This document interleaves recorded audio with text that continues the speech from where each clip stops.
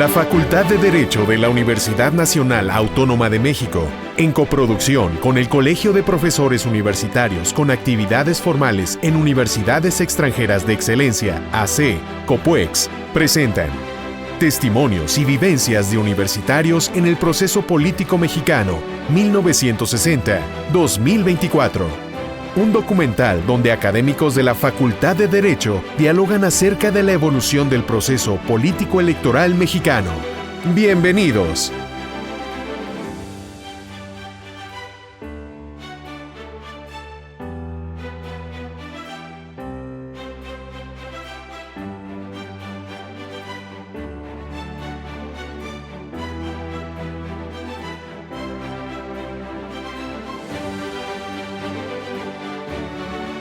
A continuación, la secretaria técnica del COPUEX, la licenciada María Patricia Nava Muñoz, nos presenta a los ponentes de hoy.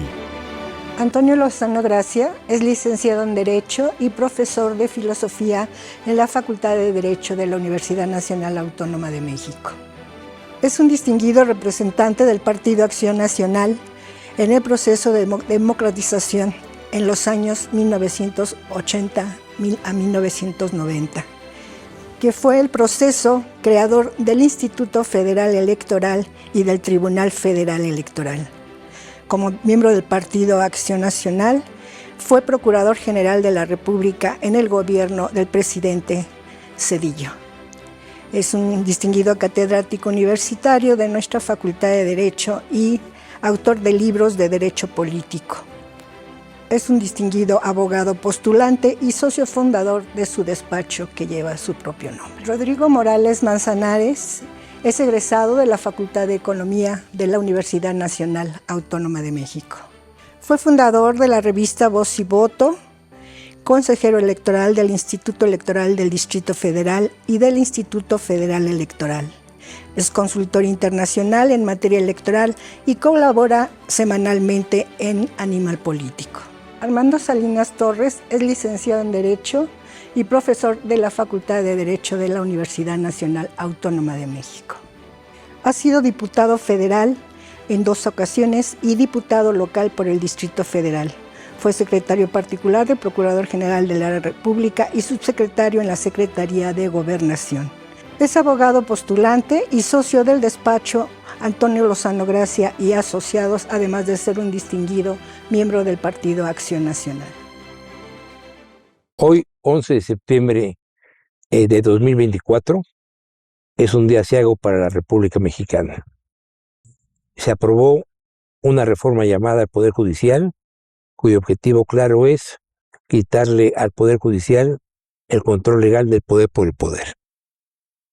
El día de hoy en el documental de testimonios y vivencias de universitarios en el proceso del sistema político mexicano 1977-2024, vamos a tener una plática cuyo ponente principal es Antonio Lozano Gracia, un distinguido panista que jugó un papel muy importante en toda la discusión que se llevó a cabo en este proceso de apertura que terminó con, digamos, la creación del Instituto Federal Electoral, que se puede decir fue uno de los pilares fundamentales del proceso de transformación democratizador mexicano, ¿no?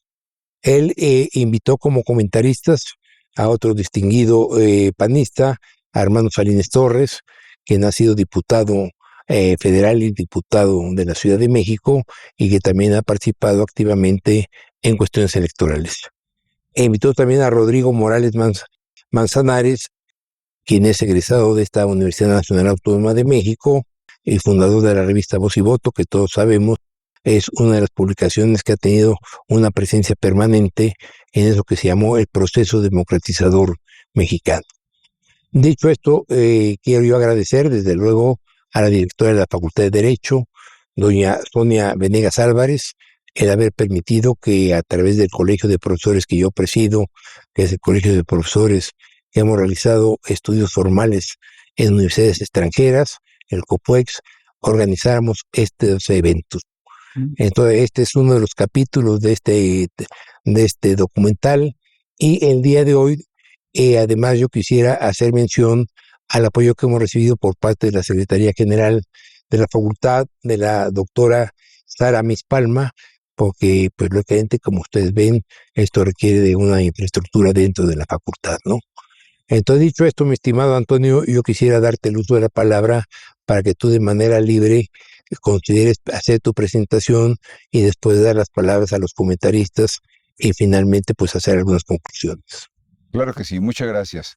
Muchas gracias en primer lugar al doctor Molina Piñeiro, que tan gentilmente y tan acuciosamente conduce estos programas y esta recopilación de situaciones que los universitarios hemos vivido y que podemos aportar y que se constituye un acervo verdaderamente importante, tanto para la facultad como para todos los jóvenes estudiantes de la misma. Muchas gracias, doctor, por esta amable invitación.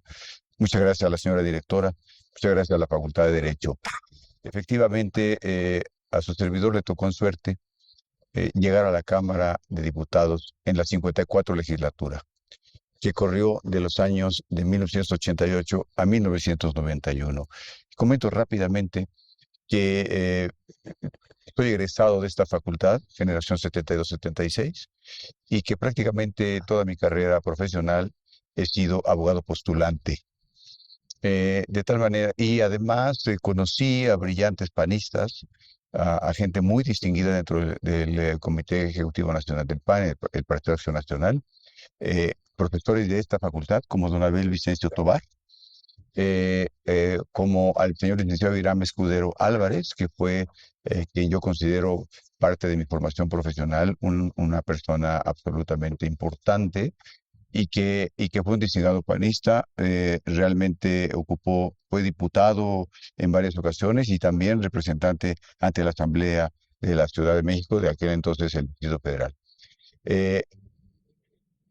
Yo me inscribí en el Partido de Acción Nacional en 1979 y estuve inscrito ahí hasta el año del 2012, es decir, 33 años, cuando ya me retiré de las actividades político-partidistas. Pero en el 88 tuve la oportunidad de contender en un distrito uninominal, el distrito 33 de la Ciudad de México, ubicado en la colonia Cuauhtémoc, colonia San Rafael, colonia Juárez, colonia Tabacalera y parte del centro. Un distrito que siempre había sido dominado por el Partido Revolucionario Institucional, y me tocó en suerte pues ser candidato en esa ocasión por ese distrito. Se recordará que en ese entonces el candidato del Partido de Acción Nacional fue el ingeniero Manuel Cloutier, que fue un personaje verdaderamente interesante, verdaderamente importante, un líder nato, que fue el líder estudiantil, que fue líder de su equipo de fútbol americano, que fue líder empresarial y después que fue un destacado político y un líder del Partido de Acción Nacional. Así es que sorpresivamente llega a la contienda electoral junto con el ingeniero Cuauhtémoc Cárdenas, junto con la señora Ibarra de Piedra y contendiendo con el candidato del PRI, Carlos Salinas de Gortari. Se recordará que antes de la elección del 88, en el año de 87, hubo un desprendimiento de la organización de las integrantes del Partido Revolucionario Institucional, donde salió precisamente el ingeniero Cuauhtémoc Cárdenas y después fue postulado por uno de los partidos en ese entonces como candidato a la presidencia. Así es que estos tres candidatos, la señora Ibarra de Piedra, el ingeniero Manuel Cloutier y el ingeniero Cuauhtémoc Cárdenas, pues conformaron una corriente y una innovación en el proceso electoral que resultó en un proceso electoral distinto a lo que se había vivido, con tres candidatos activos, con tres personalidades fuertes, con tres propuestas. El ingeniero Cloutier verdaderamente asumió los principios del Partido de Acción Nacional y realmente se convirtió en un vocero de la doctrina del Partido de Acción Nacional en esa campaña, que era una campaña muy activa, muy dinámica en las calles, algo que realmente no ocurría frecuentemente en el Partido de Acción Nacional y provocó una gran expectativa en los ciudadanos en todo ese proceso electoral. De tal manera que cuando llega el día de las elecciones, los resultados lamentablemente se vuelven muy contradictorios y muy cuestionados. El ingeniero Cárdenas había generado también, por su parte, una enorme esperanza en grandes sectores de la población. La señora Ibarra de Piedra, con su lucha social y con su lucha en contra de actos ilegales del gobierno que había padecido, incluso en el seno de su propia familia, son un componente de esa elección que la vuelve muy interesante. En ese entonces, la organización del proceso electoral corría a cargo de la Secretaría de Gobernación y el órgano no jurisdiccional, el tribunal que participaba en este proceso se llamaba Tribunal de lo Contencioso Electoral, es decir, un tribunal administrativo cuyas resoluciones no vinculaban a los colegios electorales. Eran declaraciones más que resoluciones judiciales.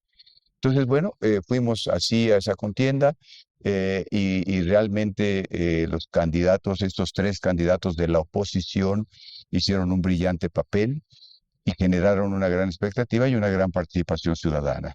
Llegó el día de la elección y en el cómputo de la elección, en mi distrito, el 33 de la Ciudad de México, me ocupé de cubrir todas las casillas con representantes.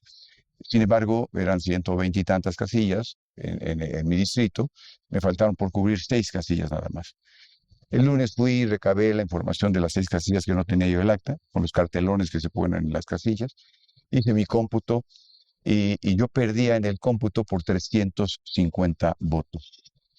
Pero me di cuenta al analizar la documentación que podía yo anularle a mi contrario, que era el líder sindical del ISSSTE, Jiménez Macías, podía anularle alrededor de 1000 votos. Y acudí al tribunal, en mi carácter de abogado postulante, y de mi propio recurso acudí al tribunal, y le anularon cerca de 900 votos. Entonces se revirtió el porcentaje y yo llegué como presunto diputado a la 54 legislatura, a lo que fue el colegio electoral de entonces. Ya termina la legislatura, se conforman los grupos parlamentarios, y es la primera vez en donde el PRI tiene solo 260 diputados y la oposición en su conjunto 240. Realmente ahí hubo una discusión porque según los diputados de representación proporcional debieran de haber sido 255 y 245, pero bueno, finalmente la composición de la Cámara quedó en 260 y 240 de la oposición en su conjunto, y el grupo parlamentario al que yo pertenecía se conformó con 101 diputados del grupo parlamentario del Partido Acción Nacional. ¿Qué ocurrió en el día de la elección? Ocurrió una cantidad de anomalías que eran imposibles de ocultar. Hace un momento recordábamos de la caída del sistema. Resulta que había creado el Registro Nacional de Electores y este registro ya cambiaba, se hacía mucho más formal el documento para votar que lo que había sido en años anteriores, ¿no? Que eran unos cartoncitos verdes con los que uno iba a votar. Acá ya había un mayor control de eso. Y entonces, en una conferencia de prensa que se dio ahí, el señor Newman, que era el presidente, dijo cómo se podía ingresar para ver los registros de los resultados electorales. Y entonces se dieron unas claves a la prensa, pero el representante de Acción Nacional se metió a esa conferencia y tomó el número para acceso al sistema de que iba a estar recabando las actas de los distritos de todo el país. De tal manera que el día de la elección todos los partidos tenían una oficina con computadora para poder ingresar, pero nadie podía ingresar. Y el compañero de Acción Nacional recuerda que tiene un número, entra al número y empieza a surgir los resultados de la computadora y te lo comunica a todos los demás partidos, al del PPS, al del PARM, etcétera. Y entonces se dan cuenta que ya la oposición está tomando los resultados como están llegando reportados, y entonces es donde el sistema guarda silencio, se calla, aunque en la jerga popular se entendió como caída. Se cayó el sistema, no guardó silencio el sistema porque ya no hubiera sido posible después manipularlo. Se detectaron 1000 anomalías en muchos distritos. En los distritos del sur había actas en donde habían votado el 90 y tantos% del padrón electoral, urnas que habían llegado ya con votos a las casillas, etcétera, etcétera, 1000 problemáticas. Y entonces los partidos políticos manifestaron que al que se fue declarado triunfador de ese proceso electoral, al licenciado Carlos Salinas de Gortari, era ilegítimo de origen, se dijo. Ilegítimo de origen porque se habían demostrado 1000 fraudes que se habían documentado, pero que no se habían sido tomados en cuenta en el colegio electoral. Finalmente se constituyó la Cámara de Diputados, la de Senadores, y la Cámara de Diputados, en su carácter de representantes de la nación, calificó la elección presidencial y lo declaró presidente. Para aquel momento, el sistema, el PRI, tenía necesidad, era la mentalidad de que el presidente ganara por la mitad más uno, es decir, por el 51% de la votación nacional. Y eso fue, entre otras cosas, lo que hizo que estiraran la liga hasta llegar al 51%.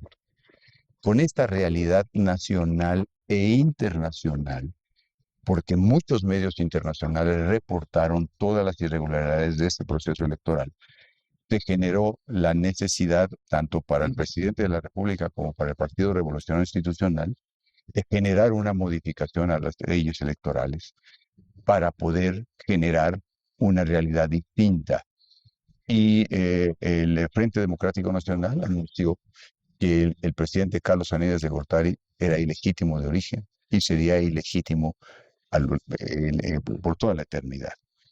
El Partido Acción Nacional dijo que el presidente Carlos Salinas de Gortari era ilegítimo de origen, pero que podría legitimarse en el ejercicio siempre y cuando entendiera y transformara pues el sistema político, pero sobre todo el sistema electoral, para generar confianza en los ciudadanos. A partir de ese momento, en el grupo parlamentario de Acción Nacional, que se conformaba con 101 diputados, se formó un grupo de 11 diputados, de las cuales su servidor tuvo la suerte de formar parte, y trabajamos durante muchos meses elaborando los proyectos para transformar el sistema político. Preparamos 11 iniciativas constitucionales que abarcaban 17 instituciones constitucionales, y preparamos también todo un código electoral completo nuevo, el código electoral de los poderes ejecutivo y legislativo de la Federación. Con estas herramientas impulsamos que se abriera un proceso de discusión, de debate político, legislativo y político en otro frente, como fue la Secretaría de Gobernación. Así es que se conformó en la Cámara de Diputados un grupo para analizar la propuesta del Partido de Acción Nacional. El Partido Revolucionario Institucional, el Partido de la Revolución Democrática también presentó algunas iniciativas, y con base en ello se armó el debate, que se dividió en dos. Uno, en la Cámara de Diputados, donde participábamos diputados, y hubo una consulta nacional, vinieron expertos de muchos ámbitos a hacer sus propuestas y hacer sus análisis políticos del proceso electoral. Y otro, en la Comisión Federal Electoral, es decir, en el ámbito de la Secretaría de Gobernación, en donde otros, los mismos que participábamos allá, participábamos también acá, y además de otros personajes para hacer estos debates. Como resultado de esto vino la reforma electoral de 1989, implementada fundamentalmente en el año de 1990. ¿De qué estábamos hablando? Estábamos hablando de que se creara un organismo autónomo, independiente, que organizara las elecciones. Por eso se creó el Instituto Federal Electoral. Algunas voces y algunos países latinoamericanos habían constituido un poder para poder regular los procesos electorales, que se le llamaba el cuarto poder electoral. Pero en nuestras consideraciones creíamos que era muy importante poder hacer un órgano autónomo que fuera el que organizara las elecciones, porque antes de ese momento las elecciones las organizaba la Secretaría de Gobernación. Entonces ya desde el principio de la organización, pues ya era juez y parte del mismo proceso. Así es que uno de los productos de este análisis y de este debate fue la creación del Instituto Federal Electoral. La anterior Comisión Federal Electoral tenía una mayoría prefigurada del PRI. El PRI tenía en la Comisión Federal Electoral 16 representantes, que sumaba más que todos los demás integrantes juntos, incluido el secretario de Gobernación, incluidos los representantes de las cámaras legislativas. Entonces, con una mayoría prefigurada, era imposible, se ganaban los debates, pero se perdían las votaciones. Era imposible cambiar las cosas si la mayoría prefigurada votaba siempre en el mismo sentido. Para romper esa mayoría prefigurada en la Comisión Federal Electoral y que se generara un nuevo órgano en el Instituto Federal Electoral, pensamos en la fórmula en que esa mayoría debiera de acabarse. Entonces, en vez de que un partido como el PRI en el 1988, que tenía 16 representantes, lo mesuramos para decir si un partido logra conservar su registro, en ese entonces del 2.5 de la votación nacional, y hasta el 10% tendrá derecho a un representante en el Consejo General del INE. Más del 10 y al 20, 2. Más del 20 al 30, 3. Y más del 30, 4. Es decir, 4 representantes como máximo. Con esa composición y con la votación del 88, el PRI tuvo 4 representantes y Acción Nacional 2, y los demás partidos un representante. Pero ¿cuál fue el componente que logró romper y dar la posibilidad de que en los debates en el seno del Consejo General del IFE pudieran tener viabilidad? Introdujimos la figura de los consejeros magistrados. En ese entonces, 6 consejeros magistrados, que eran, al ser consejeros magistrados, tenían el requisito de ser abogados, de ser licenciados en Derecho. Y de esa manera, las votaciones podían conformarse de manera distinta, de tal manera que las razones que se dieran ahí pudieran prosperar si precisamente tenían fundamento, había una buena motivación y se generaba a través de ello un cambio positivo en el proceso. Creamos también el Tribunal Federal Electoral como un órgano jurisdiccional para en este entonces que ya se terminaran los colegios electorales de las 2 cámaras, que eran autocalificación, porque se consideraba que los poderes legislativos, tanto de la Cámara de Diputados como senadores, nadie podía calificarlos, sino ellos debían de hacerlo. Pero ahí se cometía la aberración procesal de que el juez era el mismo juez y parte. Generamos también la propuesta, que luego cobraría absoluta vigencia, de la credencial para votar con fotografía. Generamos también medios de impugnación. Pusimos los delitos electorales, en vez de que estuvieran en la ley electoral, en el Código Penal, que facilitaba y que posibilitaba la intervención del Ministerio Público. Generamos también el que las casillas estuvieran en manos de los ciudadanos, y generamos también el que hubiese posibilidad de revisión del padrón electoral para poder detectar cualquier anomalía. Esto que estamos comentando ahora y que se implementó el Instituto Federal Electoral, el Tribunal Federal Electoral, abrieron sus puertas al siguiente año, en el año de 1990, generó un cambio dramático. El cambio dramático fue que partiendo de una elección altamente cuestionada, como fue la elección de 1988, en solo 12 años, es decir, al año 2000, en las votaciones del año 2000, el candidato ganador fuera prácticamente presidente electo en la noche del día de la elección, como ocurrió con el señor Vicente Fox.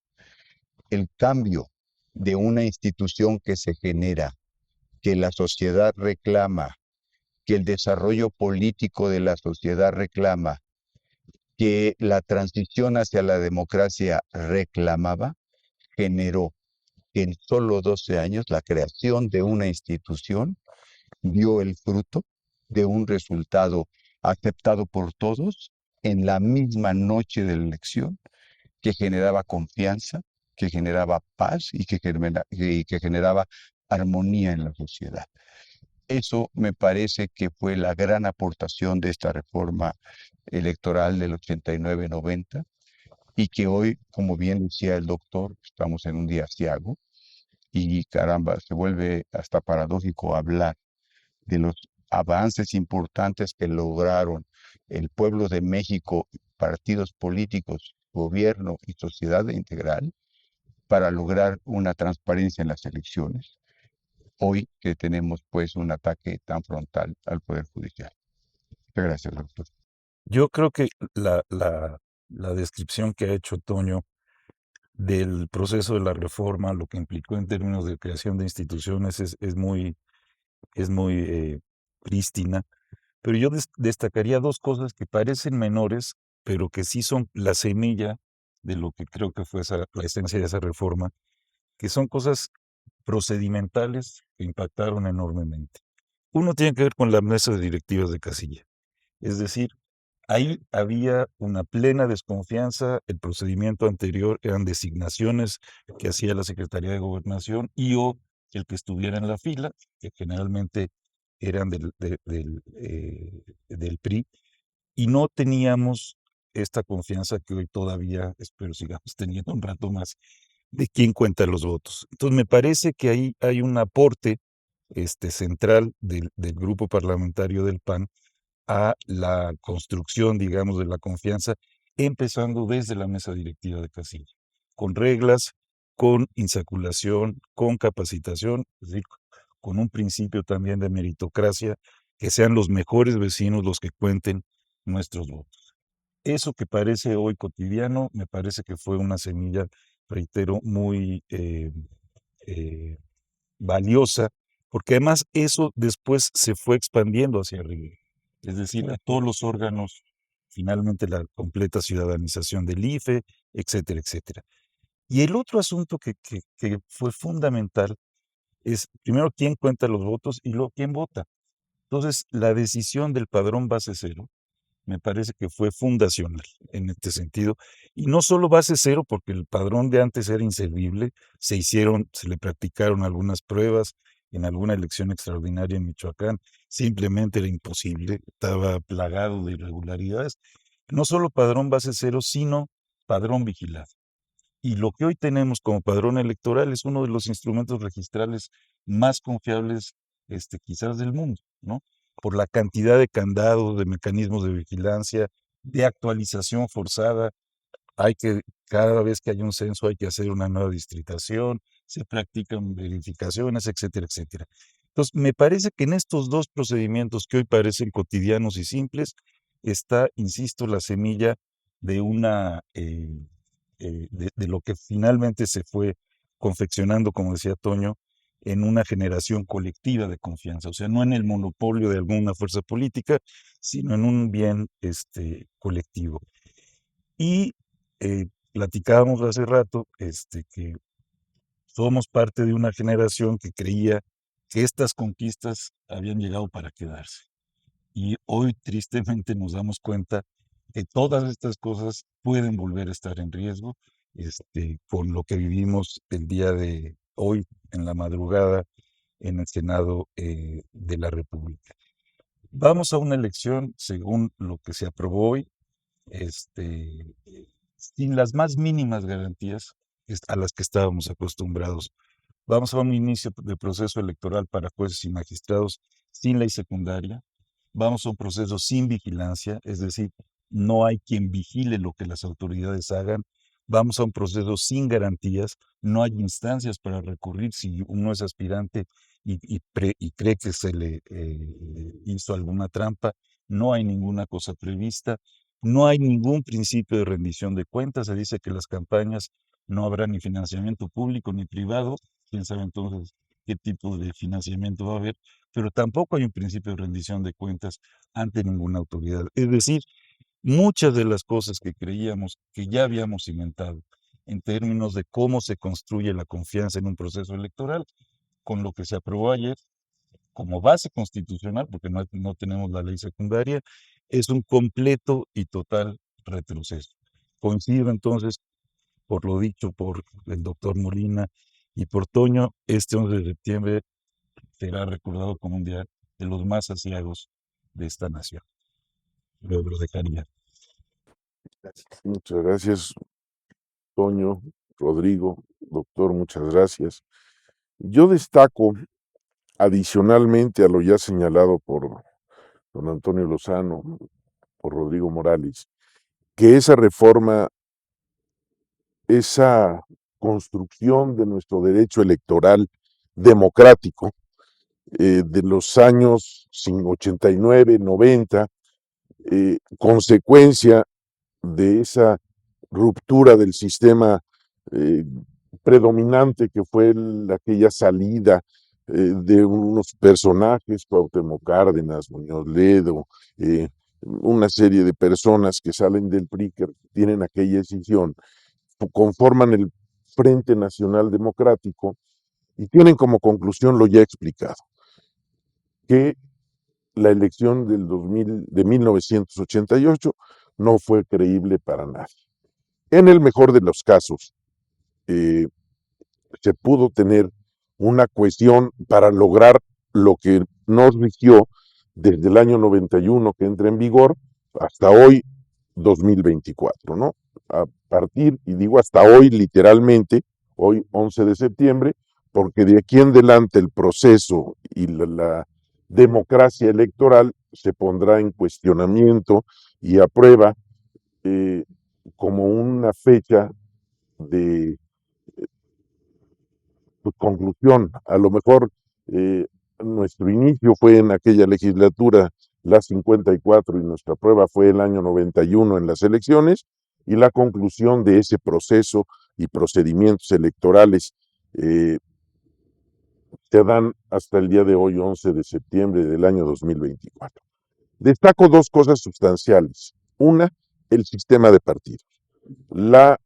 Esta ley, esta aportación que celebro por la parte vivencial, porque además de que difícilmente alguien pueda platicarlo con más conocimiento de causa, se enriquece con la anécdota y con la vivencia que tuvo, junto con otros muchos, otros varios, el licenciado Antonio Lozano Gracia, ¿no? Pero ahí se crean los derechos y obligaciones de los partidos políticos. El tener un programa de acción, una declaración de principios, una serie de obligaciones y de derechos que también se transmiten a los militantes. También generan la posibilidad de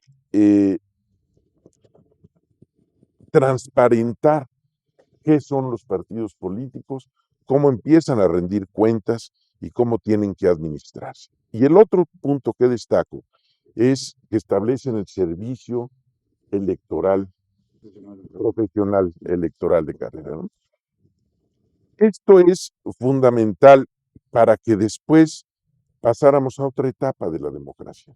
Lo aportado en los años 89, 90 y de ahí para acá fue nuestra democracia electoral, nuestra democracia procedimental. Y tal parece que nos habíamos quedado ahí en la década de los 90.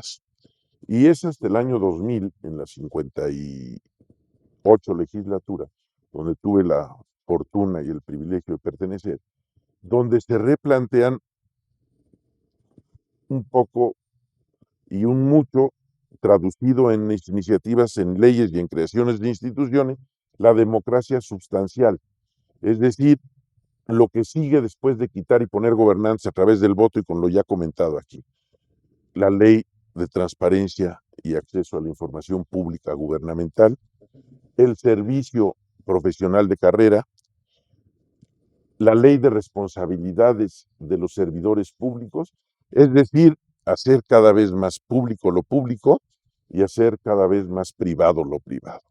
Hoy también, con lo que amanecimos el día de hoy, con este día triste para el México, se ve no solamente atentado, se ve destruido lo que podía seguir acreditando que la democracia era el camino que México había elegido para lograr prosperidad, integración y cada vez más fuerte en nuestras instituciones, en el marco de un Estado social y democrático de derecho.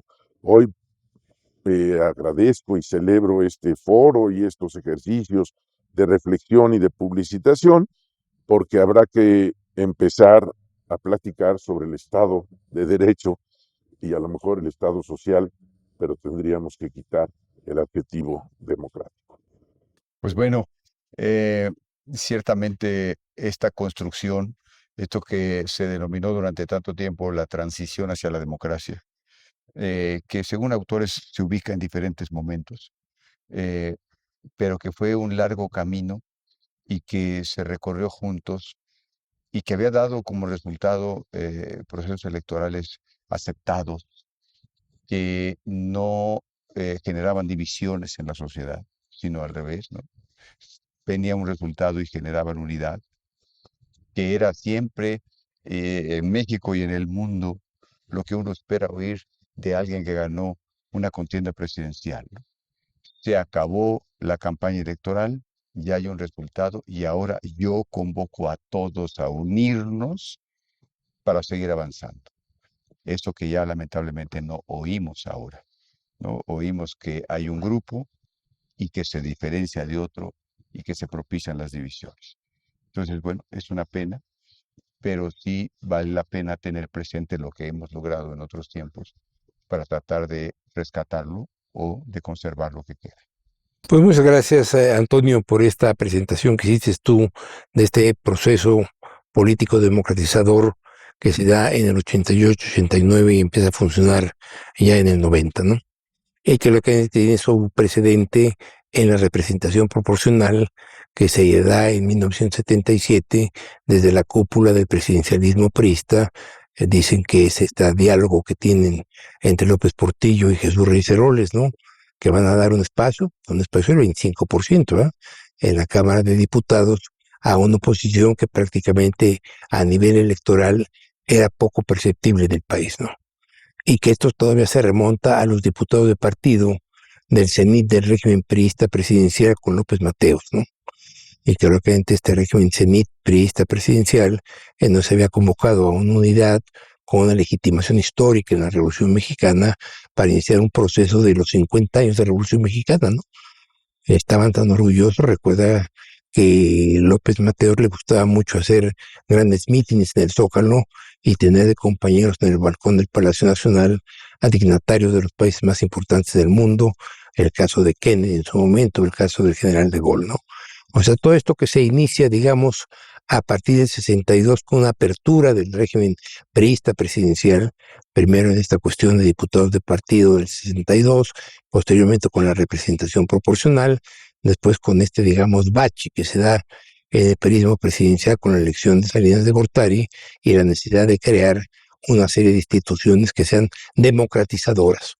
O sea, se cambia de un régimen de centralización política a un régimen de apertura política y de pluralidad. Y esto creo yo que es el tema que hoy, desafortunadamente, en nuestro país está llegando también a un ocaso. De la misma forma en que se inició con una apertura desde la élite política partidista del presidencialismo, ahora estamos viviendo una cerrazón por parte de un presidencialismo con un mecanismo de control político también muy eficaz, ¿no? Entonces esperemos que el futuro sea menos triste de lo que muchos predicen. Y bueno, pues nuevamente quiero agradecer a ustedes su presencia en este documental. Gracias. Muchas gracias. La Facultad de Derecho de la Universidad Nacional Autónoma de México, en coproducción con el Colegio de Profesores Universitarios con actividades formales en universidades extranjeras de excelencia, AC, COPUEX, presentaron Testimonios y vivencias de universitarios en el proceso político mexicano 1960-2024. Hasta la próxima.